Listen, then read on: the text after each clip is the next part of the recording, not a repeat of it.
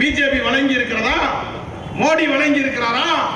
கருப்பு பணத்தை மீட்பேன், நான் 56 இன்ச் மார்பளவு கொண்ட தலைவன் என்று முழங்கினாரே, கருப்பு பணத்தை மீட்டாரா? கிடையாது. ஆனால் இந்த 10 ஆண்டுகளில் அம்பானிக்கும் அதானிக்கும் அவர் தாரை வார்த்த நிலங்கள் ஏராளம் ஏராளம். நாட்டில் இங்கு இருக்கிற ஏழை ஏழையாகி கொண்டே இருக்கிறான்.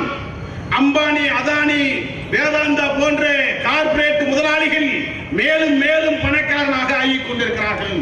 இப்படித்தான் இந்தியாவிலே ஆட்டுக்கறி கடைக்காரர்கள் கசாப்பு கடை வைத்திருக்கிறார்களே, அவர்கள் தலையை தனியாக, மூளையை தனியாக, ஈரலை தனியாக விற்பனை செய்வதைப் போல மோடியும் அமித்ஷாவும் இந்த நாட்டை, ஒரிசாவை ஒரு பக்கம், இங்க இருக்கிற ஆந்திராவை ஒரு பக்கம், தமிழ்நாட்டிலே ஒரு பக்கம், குஜராத் போன்ற பல மாநிலங்களை கூறு கூறாக பிரித்து இந்த நாட்டில் அம்பானிக்கும் அதானிக்கும் தனித்தனியாக வியாபாரம் செய்து கொண்டிருக்கிற அந்த வளர்ச்சி தான் நாட்டினுடைய வளர்ச்சியாக அவர்கள் கருதுகிறார்கள்.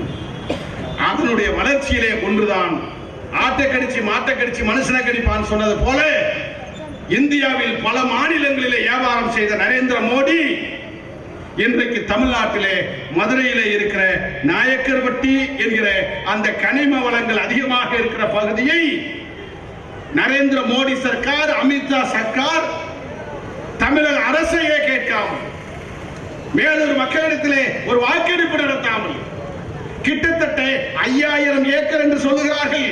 ஆனால் சொல்லுவது 5000 ஏக்கர். அவன் ஏறத்தாழ சிவகங்கை, திண்டுக்கல், மதுரை உள்ளிட்ட 3 மாவட்டங்களையும் உள்ளடக்கிய ஏறத்தாழ 20000 ஏக்கரை அவன் தயார் செய்து வைத்திருக்கிறான். ஏறத்தாழ இந்த ஏலங்களிலே 18 சுரங்கம் சம்பந்தமான திட்டங்கள் அவன் அமல்படுத்தி இருக்கிறான். 30 லட்சம் கோடியை அம்பானிக்கும் அதானிக்கும் வேதாந்தாவுக்கும் டாடாவிற்கும் அவன் தாரை பார்த்திருக்கிறான். அப்படித்தான் இந்த மேலூர் பகுதியிலே டங்ஸ்டன் திட்டம் என்கிற ஒரு திட்டத்தை நடைமுறைப்படுத்தி 5000 ஏக்கர் நிலத்தை முதல் கட்டமாக அபகரிக்க அவன் ஒரு திட்டத்தை தீட்டியிருக்கிறான். டங்ஸ்டன் திட்டம் என்பது மக்களால் ஏற்றுக்கொள்ள முடியாது. இது போன்ற திட்டங்கள் நடைமுறைப்படுத்த வேண்டும் என்று சொன்னால் அரசாங்கத்திடம் அவர்கள் ஆலோசனை பெற வேண்டும், அனுமதி பெற வேண்டும், மக்களிடத்திலே கருத்து கணிப்பு நடத்த வேண்டும். விவசாய பூமிகளை அழிக்க கூடாது. புரதான சின்னங்கள் இருக்கிற பகுதிகளிலே இது போன்ற கொடிய திட்டங்கள் வரக்கூடாது. இப்படி எண்ணற்ற விதிமுறைகள் இருக்கிறது. அந்த விதிமுறைகளை எல்லாம் மீறி இந்த மேலூர் பகுதியில் இருக்கிற அந்த நாயக்கர்பட்டியை சுற்றி இருக்கிற பகுதிகளிலே இந்த திட்டத்தை நடைமுறைப்படுத்த மிக தீவிரமாக அவன் நடைமுறையில் இருக்கிறான். இந்த திட்டம் யாருக்கு ஒப்பந்தம் செய்யப்பட்டிருக்கிறது? ஏற்கனவே தூத்துக்குடியிலே நம்முடைய தமிழர்களுடைய உயிரை காவு வாங்கிய, ரத்தத்தை குடித்த அந்த வேதாந்தா நிறுவனத்தினுடைய துணை நிறுவனமான இந்துஸ்தான் சிங்க் லிமிடெட் என்கிற அந்த கம்பெனிக்கு தான் அவர்கள் ஒப்பந்தம் செய்திருக்கிறார்கள். தூத்துக்குடியிலே துப்பாக்கி சூடை நடத்தி அவன் கவலைப்பட்டதுண்டா? செத்தவர்கள் தமிழர்கள் தானே, வேதாந்தாவினுடைய பெண்டு பிள்ளைகளா? கிடையாது. 12 பேரை காவு வாங்கிய வேதாந்தா இப்பொழுது மதுரைக்கு வருகிறது. அவன் மனித உயிர்களை பற்றி கவலைப்படுவானா? அவன் கவலைப்பட மாட்டான். 5000 ஏக்கரிலே எத்தனை வரலாற்று சிறப்புகள் அங்கே இருக்கிறது.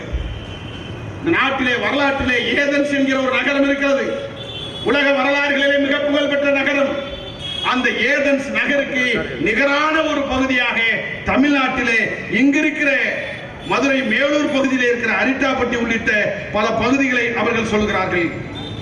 இங்க இருக்கிற அரிட்டாப்பட்டி, வல்லாளப்பட்டி, மீனாட்சிபுரம், எட்டிமங்கலம், நரசிங்கம்பட்டி, மேலவளவு, நடுவளவு, தெற்கு வளவு, எட்டிமங்கலம், செட்டியார்பட்டி, கூலானிப்பட்டி, சண்முக நாதபுரம், கம்பூர், பட்டூர், சேக்கிப்பட்டி, சென்னகரம்பட்டி, ஒத்தக்கோவில்பட்டி, கருங்காலக்குடி, கச்சிராயன்பட்டி, வஞ்சிநகரம், சிங்கமுனரி உள்ளிட்ட அந்த சுற்றுவட்டார பகுதியிலே எல்லாம் இந்த திட்டங்கள் வரப்போகிறது என்று அவர்கள் அந்த ஆய்விற்கு அந்த திட்டத்தை தீட்டியிருக்கிறார்.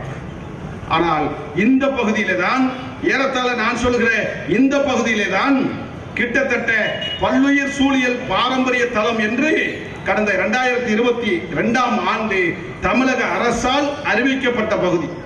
அரிட்டாப்பட்டியும் மீனாட்சிபுரமும் பல்லுயிர் சூழலியல் பாரம்பரிய தலம் என்று 2022 அறிவிப்பு செய்யப்பட்ட பகுதி தமிழக அரசால்.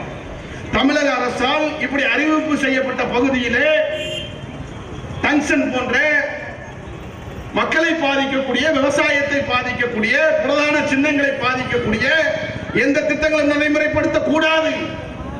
ஆனால் தமிழக அரசையும் மீறி, அங்கிருக்கிற மேலூர் மக்களையும் மீறி, மதுரை மக்களையும் மீறி, தமிழக மக்களையும் மீறி இந்த திட்டத்தை அவன் கொண்டு வர முயற்சிக்கிறான். இந்த பகுதியிலே தான் 7 மலைத்தொடர்கள் இருக்கிறது. வற்றாத ஏரிகள் என்று சொல்லுவோமே, அப்படி வற்றாத அணைகள் 200 அணைகள் இருக்கிறது. 72 நீர்நிலைகள் இருக்கிறது.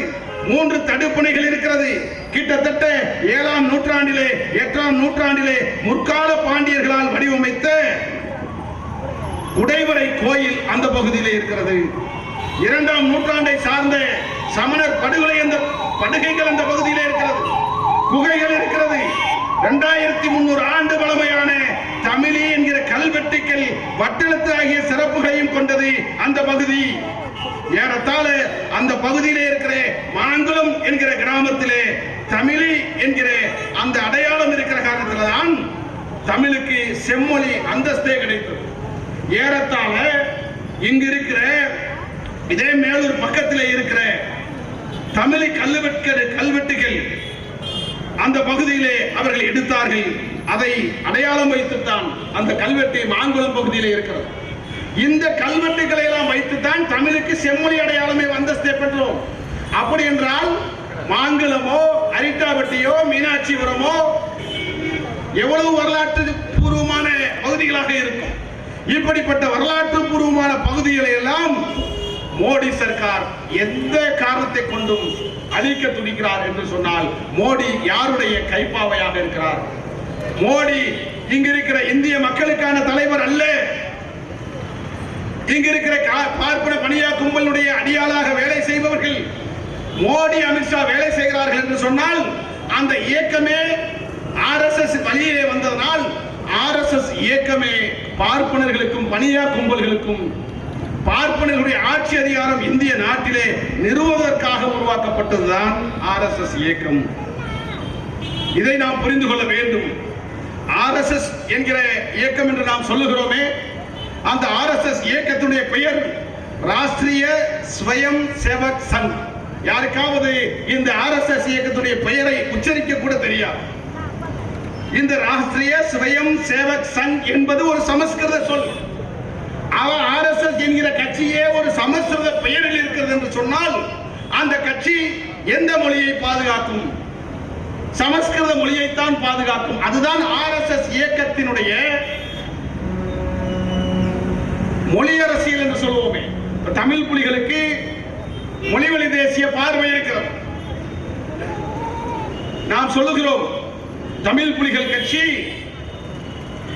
நீதிமன்றத்தில் அலுவல் ரீதியாக அனைத்தும் தமிழ் மொழி ஆட்சி மொழியாக இருக்க வேண்டும் என்று நாம் சொல்லுகிறோமே, இதை போல RSS இயக்கம் சமஸ்கிருதம் ஆட்சி மொழியாக இருக்க வேண்டும் என்று சொல்கிறார்கள். யோசித்து பாருங்கள், இது எத்தனை பேருக்கு தெரியும்? RSS சமஸ்கிருதம் ஆட்சி மொழியாக வேண்டும் என்று சொல்லுகிறது. அப்படி என்றால் RSS அரசியல் பிரிவாக இருக்கிற பிஜேபியும் சமஸ்கிருதம் தான் ஆட்சி மொழி என்று சொல்கிறது. நாம் நினைக்கலாம், பிஜேபி அப்படி எங்கேயும் சொன்னது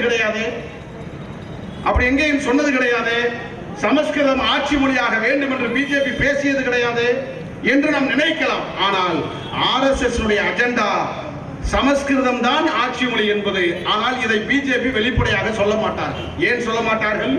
சமஸ்கிருதம் பேசுபவர்கள் எண்ணிக்கையிலே மிக குறைவு. எனவே பேசாத மொழிகளை, உயிரோட்டமே இல்லாத மொழிகளை நான் ஆட்சி மொழியாக கொண்டு வருவேன் என்று சொன்னால், சமஸ்கிருதம் அல்லாத பிறமொழிக்காரர்கள் எல்லாம் சமஸ்கிருதத்தை வரவிடாமல் தடுப்பார்கள். எனவே அதை வெளிப்படையாக சொல்ல முடியாது. எனவே சமஸ்கிருதத்திலே இருந்து பிரிந்து வந்த ஹிந்தி மொழியை ஆட்சி மொழியாக ஏற்பது. இந்தியாவில் ஹிந்தி மொழி ஆட்சி அதிகாரத்திற்கு வர வேண்டும் என்று பிஜேபி சொல்லுகிறதா? வெளிப்படையாக சொல்லுகிறது. ஒற்றை நாடு, ஒற்றை மொழி, ஒற்றை தேசம் என்று சொல்லுகிறார்களே, அந்த ஒற்றை மொழி என்ன மொழி? ஹிந்தி மொழி என்று பிஜேபி சொல்லுகிறது. ஹிந்தி மொழியை ஏன் சொல்லுகிறது? ஹிந்தி சமஸ்கிருதத்தில் வந்தது. எனவே ஹிந்தியை இந்த நாட்டினுடைய மொழியாக அறிவித்துவிட்டு பின்னாளில் சமஸ்கிருதத்தை அந்த இடத்திலே அமர வைக்க முடியும் என்று அவர்கள் நம்புகிறார்கள். எனவே ஹிந்தியும் சமஸ்கிருதமும் ஒன்று. எனவே RSS மொழிவழி கொள்கை என்பது சமஸ்கிருதத்தை இந்த நாட்டினுடைய தேசிய மொழியாக கொண்டு வருவது. அதற்கு இடையில் தற்போது ஹிந்தியை தேசிய மொழியாக கொண்டு வருவதற்கான எல்லா வேலைகளையும் அவர்கள் செய்து கொண்டிருக்கிறார்கள். இது மிக மிக முக்கியமான ஒன்று. இதையெல்லாம் நாம் அடையாளம் காணாமல் பிஜேபியை நாம் அடையாளம் காண முடியாது. இதையெல்லாம் தெரிந்து கொள்ளாமல் நாம் அமித்ஷாவையும் மோடியும் ஏதோ அவன் பிரதமராக இருக்கிறார், ஏதோ அவர் உள்துறை அமைச்சராக இருக்கிறார், பிஜேபியிலே பெரிய தலைவராக இருக்கிறார் என்பது அல்ல. பிஜேபியிலே பிரதமராக நரேந்திர மோடியை RSS அமர வைத்திருக்கிறது. உள்துறை அமைச்சராக அமித்ஷாவை RSS அமர வைத்திருக்கிறது. மோடிக்கு பிறகு பிரதமராக அமித்ஷாவை கொண்டு வருவதற்கான திட்டங்களையும் RSS முன்மொழிந்திருக்கிறது. ஏன் பிரதமராக அமித்ஷாவை கொண்டு வர முயற்சிக்கிறது? மோடியை விட மிக தீவிரமாக ஹிந்தி மொழியை பிஜேபி ஆளுகிற மாநிலங்களிலே மிக தீவிரமாக நடைமுறைப்படுத்தியவர். பிஜேபி ஆளுகிற மாநிலங்களிலே ஹிந்தியை தவிர எந்த மொழியும் தலை தூக்க முடியாது. இது வங்காளி மொழியாக இருக்கலாம், உருது மொழியாக இருக்கலாம். பிஜேபி மாநிலங்களிலே இந்தி மொழிதான் ஆட்சி மொழியாக இருக்கிறது, அலுவல் மொழியாக இருக்கிறது. இதை கொண்டு வந்தவர் அமித்ஷா. எனவே நரேந்திர மோடியை விட அமித்ஷா சமஸ்கிருதத்தை வளர்த்தெடுப்பதிலே, ஹிந்தியை கொண்டு வருவதிலே மிக தீவிரமாக இருக்கிறார். எனவே மோடிக்கு பிறகு அமித்ஷாவை பிரதமராக கொண்டு வாருங்கள் என்று RSS இயக்கம் அமித்ஷாவை பரிந்துரை செய்கிறது என்று சொன்னால் எப்படிப்பட்ட வேலைகளை அமித்ஷா செய்து கொண்டிருக்கிறார் என்பதை நாம் அடையாளம் காண வேண்டும்.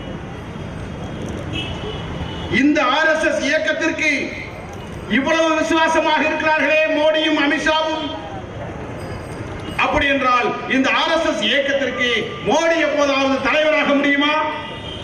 RSS இயக்கத்திற்கு அமித்ஷா தலைவராக முடியுமா?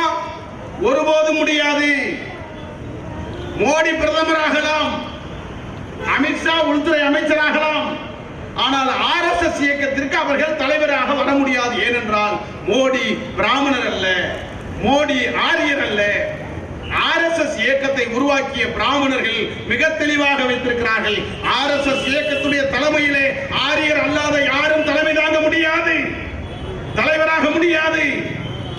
இன்றைக்கு டங்ஷன் திட்டத்திற்காக சாதி கடந்து மதம் கடந்து நாம் போராடி கொண்டிருக்கிறோமே, இதே மேலவளவிலே தான் நீ எம்எல்ஏவாக வா, முதலமைச்சராக கூட வா, ஆனா பஞ்சாயத்து தலைவராக ஒரு பறையன் வரக்கூடாது என்று வெட்டி வீழ்த்தினார்கள் அல்லவா?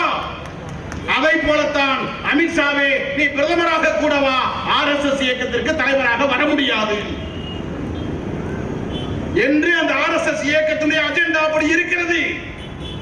இந்த RSS இயக்கத்திற்கு ஒரு சட்டம் இருக்கிறது. இந்த RSS இயக்கத்திற்கு ஒரு வழிகாட்டும் நெறிமுறைகள் இருக்கிறது. எப்படி தமிழ் புலிகள் கட்சிக்கு ஒரு சட்டம் இருக்கிறதோ, தமிழ் புலிகள் கட்சிக்கு அம்பேத்கர், பெரியார், காரல் மார்க்ஸ், பிரபாகரன் போன்ற தலைவர்களுடைய வழிமுறைகள் நெறிமுறைகளாக இருக்கிறதோ, அதை போல RSS-ற்கும் ஒரு சட்டம் இருக்கிறது, நெறிமுறைகள் இருக்கிறது. RSS சட்டம் என்ன? இந்து தர்மம் மற்றும் சமஸ்கிருத அடிப்படையில், இந்து தர்மம் மற்றும் சமஸ்கிருத அடிப்படையில் இந்துக்களுக்கு எழுச்சியூட்டி இளைய ரத்தத்தை அவர்களிடத்திலே பாய்ச்ச வேண்டும். இளைஞர்களை அரசியல் படுத்த வேண்டும். எந்த அடிப்படையிலே? இந்து மதம் மற்றும் சமஸ்கிருத சிந்தனையின் அடிப்படையிலே இளைஞர்களை உருவாக்க வேண்டும் என்று RSS விதிகளை வைத்திருக்கிறார்கள். RSS இயக்கத்தை பற்றி நாம் அறிந்து கொள்ளாமல் பாரதிய ஜனதா கட்சியை நாம் வீழ்த்த முடியாது.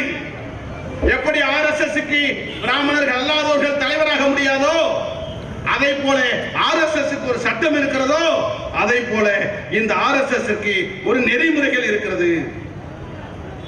அந்த நெறிமுறைகளை பற்றி ஏதோ தமிழ் புலிகள் கட்சி சொல்றாங்க, ஏதோ திக கட்சிக்காரங்க சொல்றாங்க, பெரியார் கட்சிக்காரங்க சொல்றாங்க என்பதாக நாம் எண்ணிவிட முடியாது. எனக்கும் RSS-க்கும் என்ன பகை? என்னுடைய மாமனா, மச்சானா, அண்ணனா, தம்பியா ஒண்ணு கிடையாது. RSS என்னுடைய கொள்கை வழி பகைவன். RSS உடைய அஜெண்டாவாக இருக்கிற பிஜேபி என்னுடைய கொள்கை வழி பகைவன். கொள்கை வழி பகைவன் என்றால் அவன் கொள்கை என்ன, என் கொள்கை என்ன என்பதை இந்த மக்களுக்கு அரசியல் படுத்த வேண்டிய கடமை எனக்கு இருக்கிறது. என்னுடைய கொள்கை, எனக்கு ஒரு சட்டம் இருக்கிறது, நெறிமுறைகள் இருக்கிறது. அந்த நெறிமுறைகளிலே யாவரும் இந்த கட்சி கட்சிக்கு தலைமை தாங்கலாம். அந்த நெறிமுறைகளிலே அம்பேத்கரை, பெரியாரை, காரல் மார்க்ஸை, பிரபாகரனை, சாதி ஒழிப்பு அரசியலை, தேசிய இன அரசியலை முன்னெடுக்கிற யாவரும் தலைமை தாங்கலாம். ஆனால் RSS பிராமணர் அல்லாதவர்கள் தலைமை தாங்க முடியாது. இதை நான் சொல்லவில்லை. RSS தலைவர்களாக உருவெடுத்ததிலே மிக முக்கியமான தலைவர் கோல்வால்கர் என்கிற ஒரு தலைவர் இருக்கிறார். RSS இயக்கத்தை அந்த 5 தலைவர்களுக்கு பின்னால் மிக உறுதியாக வலிமையாக முன்னெடுத்து சென்றவர். அந்த கோல்வால்கர் சொல்லுகிறார், இந்த RSS இயக்கம் ஜாதிக்கேற்ற கடமையை செய்வதன் மூலம் கடவுளை வணங்கலாம் என்பதுதான் வர்ணாசிரம தத்துவம். அந்த வர்ணாசிரம தத்துவத்தின் அடிப்படையில் பிராமணர்கள் அறிவுத்திறமையால் உயர்ந்தவர்கள், சத்திரியர்கள் எதிரிகளை அழிப்பதில் வல்லவர்கள். பிராமணர்கள் அறிவுத்திறமையால் உயர்ந்தவர்கள். யார் சொல்றா? கோல்வால்கர் சொல்வாரு. கோல்வால்கர் யாரு? RSS உடைய தலைவர். அந்த கோல்வால்கர் சொல்லுகிறார், இந்த RSS இயக்கம் இந்த மனு தர்ம அடிப்படையில் தான் இயங்கும், இந்த வர்ணாசிரம அடிப்படையில் தான் இயங்கும். வர்ணாசிரமம் என்றால் என்ன? பிராமணர்கள் அறிவுத்திறமையால் உயர்ந்தவர்கள் என்று வர்ணாசிரமம் சொல்லுகிறது. சத்திரியர்கள் அழிப்பதில் வல்லவர்கள் என்று வர்ணாசிரமம் அழிப்பதில் வல்லவர்கள் என்றால் இவன் நினைச்சுக்கிறான் சத்திரியர்னு தன்னை சொல்லிக்கிறவன் அழிப்பதில் வல்லவர்கள் என்று சொன்னால் சக பிற்படுத்தப்பட்டவர்களை அழிப்பது அல்ல, பட்டியல் சாதி மக்களை அழிப்பது அல்ல, சாதி ஆணவத்திற்கு எதிராக போராடுபவர்களை கொல்லுவது அல்ல. அழிப்பதிலே வல்லவர்கள் என்று சொன்னால் ஆரியத்திற்கு இடையூறாக வருபவர்களை, ஆரியத்திற்கு தடையாக வருபவர்களை அழிப்பதிலே சத்திரியர்கள் வல்லவர்கள். எனவே ஆரியத்தை பாதுகாக்க படைக்கப்பட்டவர்கள் சத்திரியர்கள். யார் சொல்றா? மனு தர்மம் சொல்கிறது. மனு தர்மம் தான் RSS அஜெண்டா என்று RSS இயக்க தலைவராக இருக்கிற கோல்வால்கர் சொல்லுகிறார். அதற்கு பிறகு வைஷ்ணவர்கள் என்று சொன்னால் வாணிபம் செய்வதிலே வல்லவர்கள், சூத்திரர்கள் என்றால் தங்கள் தொழிலை செய்வதன் மூலமாக சமூகத்திற்கு சேவை செய்பவர்கள். எந்த சமூகத்திற்கு? அது ரொம்ப முக்கியம். சூத்திரர்கள் பார்ப்பன சமூகத்திற்கு, ஆரிய சமுதாயத்திற்கு சேவை செய்பவர்கள் என்று இதில் எந்த இழிவும் கிடையாது. இதை பின்பற்ற வேண்டும் என்று மனு தர்மம் சொல்லுகிறது. அந்த மனு தர்மம் தான் எங்களுடைய சட்ட நூலாக இருக்கிறது என்று கோல்வால்கர் மிக தெளிவாக இங்கே பேசியிருக்கிறார். அந்த RSSக்கு எப்படி நமக்கு அம்பேத்கர், பெரியார் வழிகாட்டும் நெறிமுறைகளாக இருக்கிறார்களோ அதை போல RSSற்கு அர்த்த சாஸ்திரமும் மனு தர்ம சட்டமும் தான் நெறிமுறையாக இருக்கிறது. அர்த்த சாஸ்திரத்துல தான் எப்படி சூழ்ச்சி செய்யணும், எப்படி ஆட்சி அதிகாரத்தை விட்டு கொடுக்காம நம்ம இருக்கணும் என்பது போன்ற அந்த தத்துவங்கள் எல்லாம், கோட்பாடுகள் எல்லாம் அர்த்த சாஸ்திரத்தில் தான் அவர்கள் வைத்திருக்கிறார்கள். எனவே எப்படி சூழ்ச்சி செய்வது என்பதை தெரிந்து கொள்ள வேண்டும் என்று சொன்னால் எங்களுக்கு RSS இயக்கத்தை சார்ந்த எங்களுக்கு அர்த்த சாஸ்திரம் வழிகாட்டுகிறது. இந்த RSS இயக்கத்திற்காரர்களுக்கு பெண்களை எப்படி வைத்திருக்க வேண்டும் என்று எங்களுக்கு மனு தர்மம் சட்டம் சொல்கிறது. சூத்திரர்களை எவ்வாறு வைத்திருக்க வேண்டும் என்று மனு தர்ம சட்டம் எங்களுக்கு சொல்லுகிறது. அதுதான் எங்களுடைய நெறிமுறைகள் என்று RSS இயக்கம் வைத்திருக்கிறது. இது ரொம்ப மிக முக்கியமான ஒன்று. இப்படிப்பட்ட இந்த மனு தர்ம சாஸ்திரத்தின் அடிப்படையிலே உருவாக்கப்பட்டதுதான் RSS இயக்கம். இந்த RSS இயக்கத்தினுடைய செயல்பாடுகளை, தலைவர்களுடைய கோட்பாடுகளை, அவர்களுடைய வழிமுறைகளை, நெறிமுறைகளை நாம் அறிந்து கொள்ளவில்லை என்று சொன்னால் நாம் அமித்ஷாவையோ இங்கிருக்கிற மோடியையோ நாம் அடையாளம் காண முடியாது என்பதற்காகத்தான் இந்த பொதுக்கூட்டம். அது மட்டுமல்ல தோழர்களே, இதை நான் மீண்டும் சொல்கிறேன். இதை ஏதோ பெரியாரிஸ்டுகள் பேசுகிறார்கள், அம்பேத்கரிஸ்டுகள் பேசுகிறார்கள், கம்யூனிஸ்டுகள் பேசுகிறார்கள் என்பது அல்ல. மீண்டும் நான் தெளிவாக சொல்கிறேன். RSS அறிந்து கொள்ள வேண்டும் என்று சொன்னால், ஏன்னா RSS புத்தகம் போட்டு வெளியே கொண்டு வர மாட்டான். RSSக்கு எது கொள்கைன்னு அவன் புத்தகம் போட மாட்டான், அவன் பிரச்சாரம் பண்ண மாட்டான். ஏன்னா அவர்கள் ரகசிய அமைப்பு. அவர்கள் கொள்கையாக இருக்கிற இந்து ராஜ்யம், அதாவது ஆரிய ராஜ்யம் அமைப்பதுதான் எங்கள் கொள்கை. பார்ப்பன பணியா கும்பல்களுக்கு சேவை செய்வதுதான் எங்களுடைய வேலை என்று அவர்கள் வெளிப்படையாக சொல்லுவார்களா? சொல்ல மாட்டார்கள். எனவே RSS அறிந்து கொள்ள வேண்டும் என்று சொன்னால் RSS தலைவர்களுடைய புத்தகங்களை, உரைகளை நாம் இங்கே படித்துக் கொள்கிற போதுதான் அல்லது அதை அடுத்த தலைமுறைக்கு கடத்துகிற போது எண்ணற்ற செய்திகளை இங்கே நாம் பதிவு செய்ய முடியும். ஆர்எஸ்எஸ் காரர்கள் நமக்கு எப்படி ஒரு குடும்ப புத்தகம் அம்பேத்கர் புத்தகம் இருக்கோ அது போல ஆர்எஸ்எஸ்க்கு ஒரு புத்தகம் இருக்கு. அந்த புத்தகம் என்பது கோல்வார்கார் எழுதிய சிந்தனை கொத்து என்கிற ஒரு புத்தகம். வாய்ப்பு கிடைச்சா எல்லாரும் படிங்க. அந்த சிந்தனை கொத்து என்கிற புத்தகத்தை கோல்வார்கார் எழுதினார் அல்லவா, அதில் ஆர்எஸ்எஸ் எப்படி இருக்க வேண்டும், ஆர்எஸ்எஸ் தொண்டன் எப்படி இருக்க வேண்டும், ஆர்எஸ்எஸ் எப்படியெல்லாம் இந்த சமுதாயத்தை பார்க்கிறது, கொள்கைகள் என்ன, கோட்பாடுகள் என்ன என்று இருக்கிறது. அந்த சிந்தனை கொத்து என்கிற புத்தகத்திலே பல செய்திகளை இவர்கள் சொல்கிறார். இன்னும் சொல்ல வேண்டும் என்று சொன்னால் இப்போது ஆர்எஸ்எஸ் இயக்கம் இந்து அறநிலைத்துறை எல்லாம் பொதுவாக்குன்னு சொல்றான். திமுக அரசு, தமிழ்நாடு அரசு இந்து அறநிலைத்துறையை அரசாங்கம் கையில வச்சிருக்கு. இங்க இருக்கிற இந்துக்களாக இருக்கிற நம்மகிட்டயே சொல்லுவான், முஸ்லீம்கள்லாம் பாருங்க கோயில அவங்க கையில வச்சிருக்காங்க, கிறிஸ்டின்லாம் பாருங்க சர்ச்சை அவங்க கையில வச்சிருக்காங்க, ஏன் கோயிலையும் அரசாங்கம் ஏன் நடத்தணும், அவங்க கையில கொடுக்கலாமே அப்படின்னு நம்ம நினைக்கலாம். ஆனால் வரலாறு என்ன? ஏன் இந்து அறநிலைத்துறை அரசாங்கத்திடம் இருக்கிறது? ஏன் அது தனியாரிடம் ஒப்படைக்கவில்லை? சரி, ஒருவேளை தனியாரிடம் ஒப்படைப்பதாகவே வைத்துக் கொள்வோம். யாரிடம் ஒப்படைப்பது? அவர்கள் சொல்கிறார்கள் பிராமணர்களிடம் ஒப்படையுங்கள், அந்த பூசாரிகளிடம் ஒப்படையுங்கள். அது பேர் சாமியார்களா, வேதம் ஓதுறவங்க, மந்திரம் சொல்றவங்க, அவர்களிடத்தில் ஒப்படையுங்கள். மந்திரம் சொல்றவன் யாரு? மந்திரம் சொல்றவன் பாப்பான் பிராமணன். சரி, கோயில தனியாருக்கு கொடுக்கலாம்னா ஒரு பிற்படுத்தப்பட்டவனுக்கு தர முடியாது, ஒரு பட்டியல் சாதிக்காரன் கையில கொடுக்க முடியாது, அத குருக்கள் கையில தான் கொடுக்கணும். அந்த குருக்கள் யாரு? பிராமணன். எனவே கோயில் சொத்துக்களை குருக்களிடம் கொடுங்கள். இப்ப புரியுதா ஏன் கோயில்ல அனைத்து சாதிக்காரனும் அர்ச்சகராக விட மாட்டேங்கிறான்? இதனாலதான் அனைத்து சாதிக்காரனும் அர்ச்சகராக வரக்கூடாது. வந்தால் கோயில்களிலே கிடைக்கிற வருமானங்கள் எல்லாம், கோயில்களில் நடக்கிற அசிங்கங்கள் எல்லாம் வெளியே தெரிந்துவிடும், வருமானங்கள் எல்லாம் அவன் கையிலே போய்விடும் என்று அந்த கருவறைக்குள்ளே யாரையும் வராமல் கவனமாக பார்த்துக் கொள்கிறார்.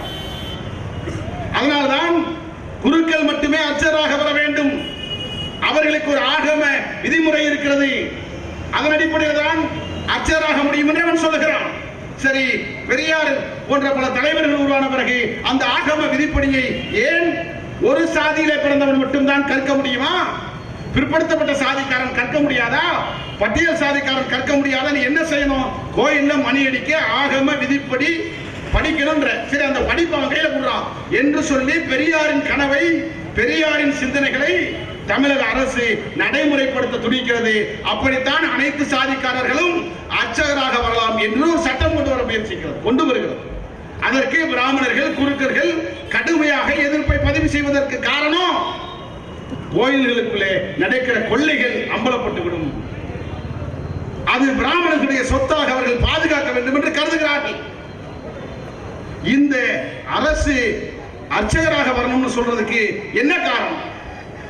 ஏன் தமிழ் புலிகள் கட்சி குறிப்பாக நாம் பேசுகிற இவ்வளவு நேரத்தில் பிராமணர்களை பற்றி பேசுகிறோம்? ஏன் சாதியை பற்றி பேசுகிறோம்? ஏன் மனுதர்ம சாஸ்திரத்தை பற்றி பேசுகிறோம் என்றால், மனுதர்ம சாஸ்திரத்தை பற்றி அறிந்தால்தான் இப்பொழுது நாம் சொல்லிக் கொண்டிருக்கிறோமே புரட்சியாளர் அம்பேத்கர், அவரை பற்றி அறிந்து கொள்ள முடியும் என்பதற்காகத்தான் அம்பேத்கரை அறிவதற்கே இங்கே மனுதர்ம சட்டத்தை நாம் அறிந்திருக்க வேண்டியது அடிப்படை கடமை. இங்க அம்பேத்கரே யாருன்னு தெரிஞ்சுக்கிறல. அம்பேத்கரை தெரிந்து கொள்ள வேண்டும் என்று சொன்னால் மனுதர்ம சட்டத்தை தெரிந்து கொள்ள வேண்டும். அந்த மனுதர்ம சட்டத்தில் பிராமணர்களை பற்றி ஏன் சொல்கிறார்கள் என்று சொன்னால், ஒரு முறை நமக்கெல்லாம் தெரியும், பனகல் அரசர், சமூக நீதி காவலர், இங்க இருக்கிற நீதி கட்சியை உருவாக்கிய தலைவர்களிலே ஒருவர். அந்த காலத்தில் 1920களில் 24களில் மிகப்பெரிய பணக்காரர் நீதி கட்சியை உருவாக்குறாரு. அப்போ அவர்கிட்ட நன்கொடைக்கு வராங்க. கோயிலுக்கு போறோம், நாங்க கும்பாபிஷேகம் நடத்த போறோம், அந்த கும்பாபிஷேகத்துக்கு நன்கொடை கொடுங்கன்னு சொல்லி பனகல் அரசர் கிட்ட வர்றாங்க. பனகல் அரசர் அந்த காலத்திலேயே 10,000 ரூபாய் நன்கொடை தராரு. 10,000 ரூபாய் நன்கொடையை பெற்றுக்கொண்டு கோயில் கட்டி முடிக்கப்படுகிறது, கும்பாபிஷேகம் ஏற்பாடு செய்யப்படுகிறது. அந்த கும்பாபிஷேகத்திற்கு 10,000 ரூபாய் வழங்கிய பனகல் அரசரையும் அழைக்கிறார்கள். அப்பொழுது பனகல் அரசர் போகிறார். பனகல் அரசர் போகிற போது பனகல் அரசரை எதிரே அமர வைக்கிறார்கள். ஆனால் எழுத படிக்கவே தெரியாத, நன்கொடையே கொடுக்காத ஒரு பிராமணரை கோயிலுக்குள்ளே அழைத்து அந்த கும்பாபிஷேகத்தை நடத்துவதற்கு ஏற்பாடு செய்கிறார்கள். கோயிலுக்குள்ளே ராஜ மரியாதை அந்த குருக்களுக்கு இருக்கிறது. இப்ப பனகல் அரசர் யோசிக்கிறார், நம்ம நீதி கட்சியை உருவாக்கிறோம், சமூக நீதி கட்சிங்கிறோம், இந்த 10,000 ரூபாய் நன்கொடை கொடுத்துருக்கிறோம். 10,000 ரூபாய்னா அப்ப பல கோடி. இப்போ 10,000 ரூபாய் கொடுத்துருக்கிறோம், இவ்வளவு உதவிகள் செஞ்ச நம்ம கோயிலுக்குள்ள வரக்கூடாதுன்னு எதுக்க உட்கார வச்சிருக்கிறான். இறங்கிட்ட வேலை செய்யற ஒரு குருக்களை கொண்டு வந்து கோயிலுக்குள்ள வச்சு கும்பாபிஷேகம் நடத்துற என்னடான்னு கேட்டா, அப்பதான் அந்த சாமியார்கள் சொல்றாங்க, இதுதாங்க மனு தர்ம சட்டம். நீங்க 10,000 ரூபாய் கொடுக்கலாம், சமூக நீதி காவலராக கூட இருக்கலாம், நீங்க நீதி கட்சி தலைவராக கூட இருக்கலாம், நீங்க கோடீஸ்வரனா கூட இருக்கலாம். ஆனால் எங்கள் மனு தர்ம சட்டப்படி பிராமணர்கள் மட்டுமே தலைவராக முடியும், பிராமணர்கள் மட்டுமே கோயிலிலே வழிபட முடியும். அதான் பனகல் அரசர் யோசிக்கிறார். அப்பொழுது உருவான திட்டங்களிலே ஒன்றுதான் இந்த இந்து அறநிலைத்துறையை அரசாங்கத்திடம் மீட்டெடுப்பது. அப்பதான் நீதி கட்சி சொல்றான், இனிமே இந்த கொள்ளையை தடுக்கணும்னா, இந்த ஏற்றத்தாழ்வுகளை ஒழிக்கணும்னா இந்த கோயில அரசாங்க சொத்தை மாத்துங்க என்று நீதி கட்சி போராடியது. அதன் பிறகு இப்பொழுது இந்து அறநிலைத்துறையாக மாறியது. இது ஒரு செய்தி.